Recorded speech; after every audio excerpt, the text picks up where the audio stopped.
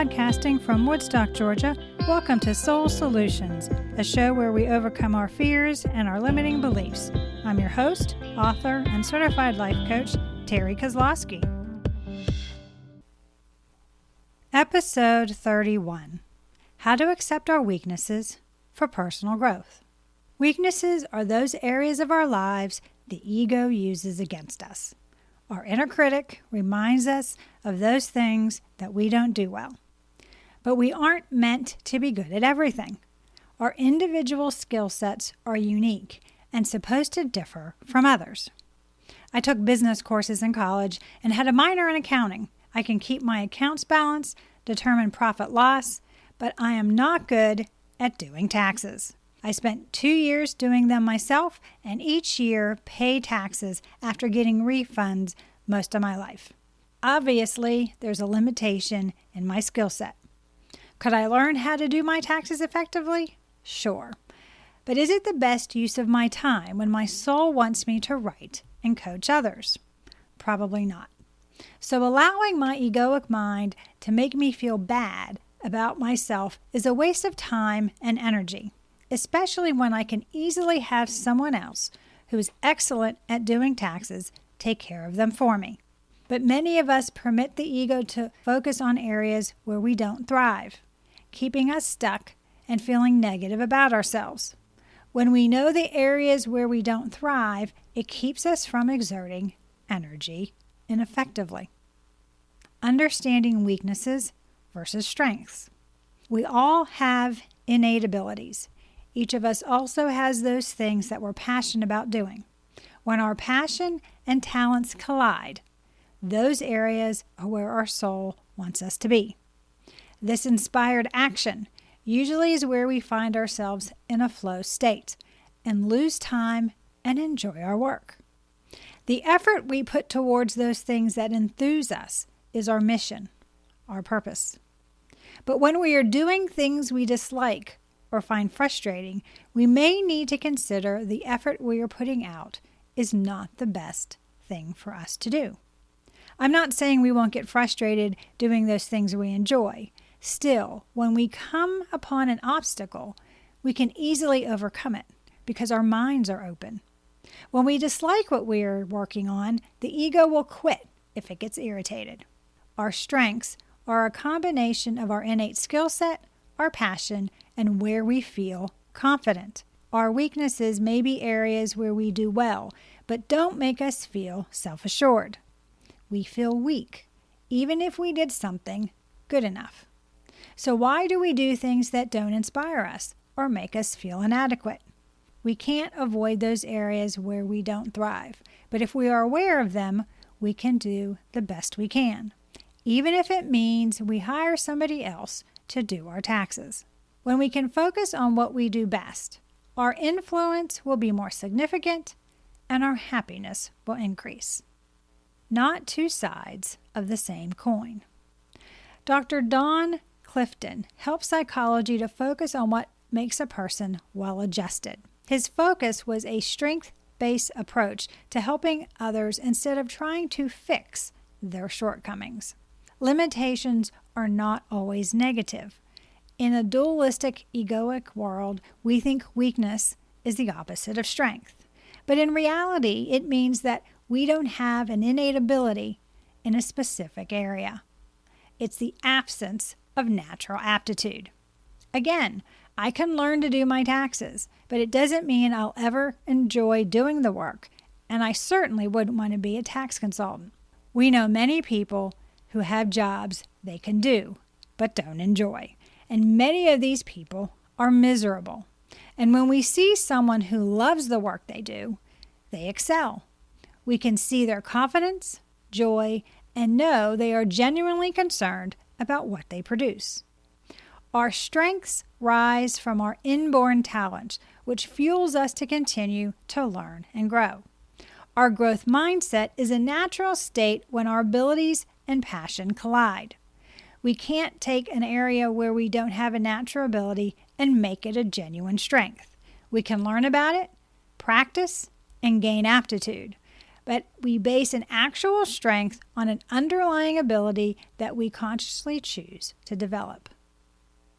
We don't need to be fixed. There is, and there never has been, anything about us that needs fixing. We were born whole, and despite any traumas we may have endured, we are still whole. So the idea of fixing a weakness is a lie of the ego to keep us stuck. We can learn to do new things.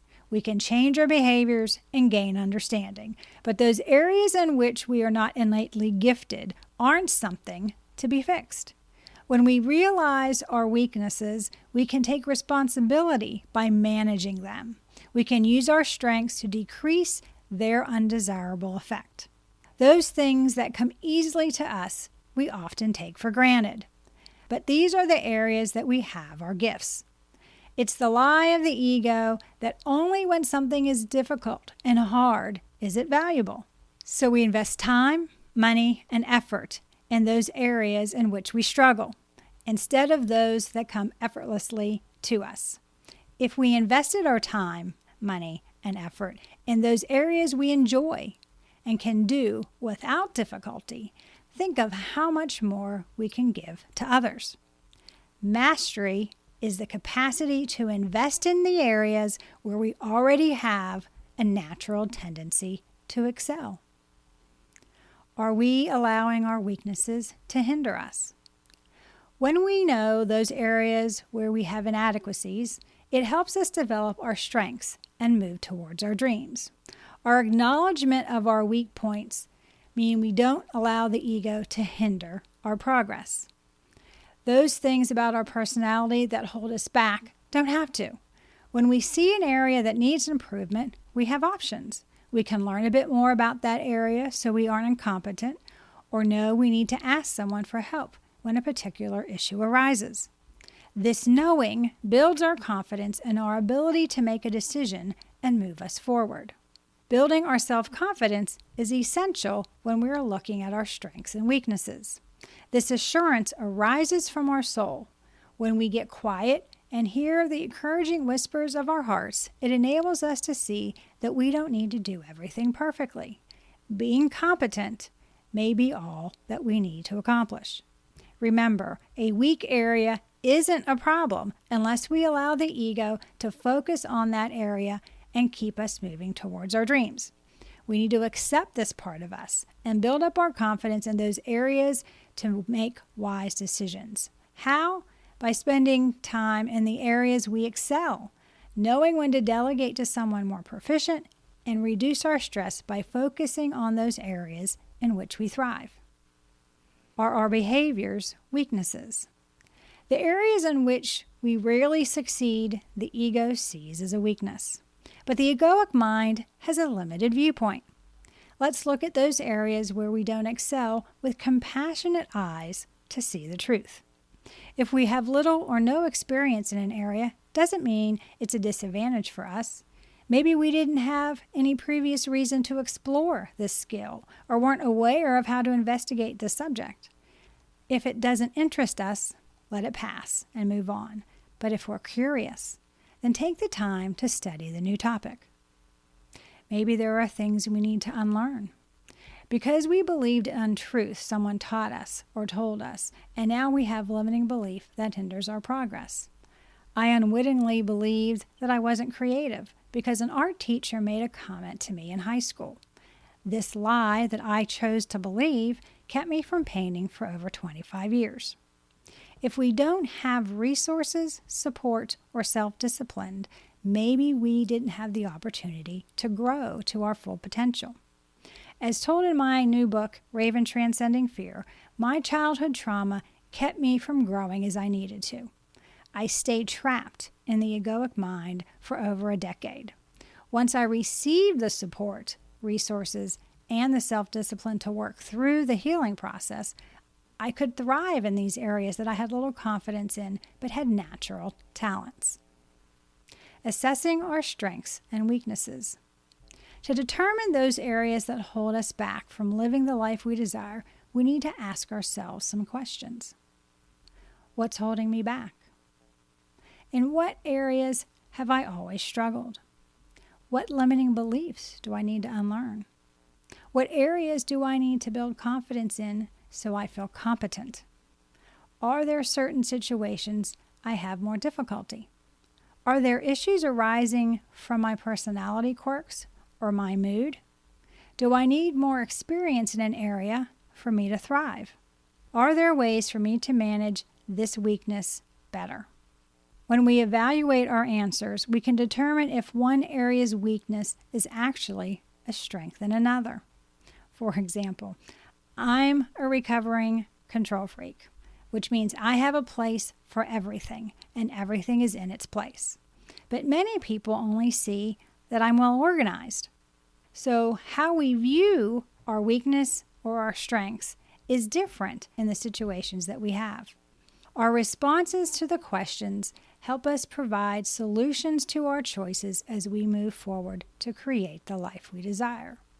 We can focus on our strengths and limit the effect our weaknesses have on our dreams, but we need to know what our dreams are. What skill sets do we already have to help us meet our goals? What do I need to learn to help me achieve my desires? Do I need to rearrange my priorities to accomplish my goals? If our dream aligns with our skill set, we can easily move forward with little concern of those areas that we don't excel. If not, maybe we need to reevaluate what we truly desire to determine how we will gain the skills we need. Moving forward, our tribe can help us see those areas where we're strong and areas that need improvement. Ask them to help us evaluate our skill set. When we share our perceived weaknesses with others, we discover that we strengthen our bonds with them. When we look with compassionate eyes, we see our authentic selves. We see those areas that we are passionate about and those areas that we are less competent in. But through it all, we realize that our authentic self is all we need to be. Others in our lives can help us in areas where we are less confident. That's why we have friends, family, and coworkers. Do you need support to help you understand those weak areas as well as your strengths? Do you want a strategy to help you overcome the ego's limiting beliefs and live a successful life? If so, please reach out to me at terrykozlowski.com and we can put together an action plan for you to create the life you desire. Don't forget to check out my book, Raven Transcending Fear, which is now available on Amazon in both paperback and Kindle. The links are in the show notes, or you can go to raventranscendingfear.com.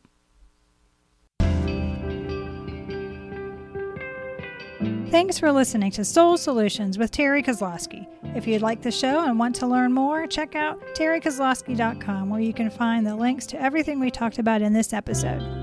Please subscribe to the show so you'll never miss an episode as we overcome our fears and our limiting beliefs.